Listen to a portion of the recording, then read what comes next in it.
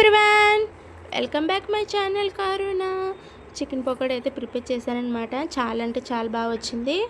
ఎప్పుడైనా మీరు ట్రై చేయకపోతే ఒకసారి ఈ విధంగా ట్రై చేయండి.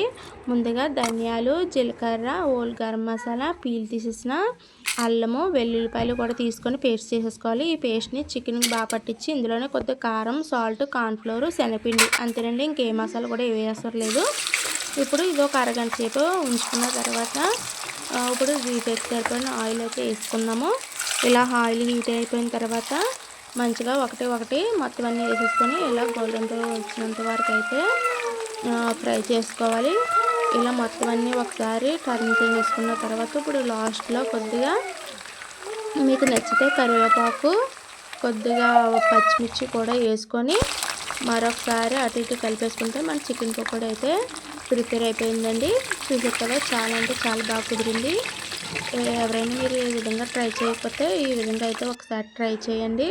టేస్ట్ అయితే మాత్రం చాలా బాగుంటుంది. ఓకేనండి, బాయ్ బాయ్.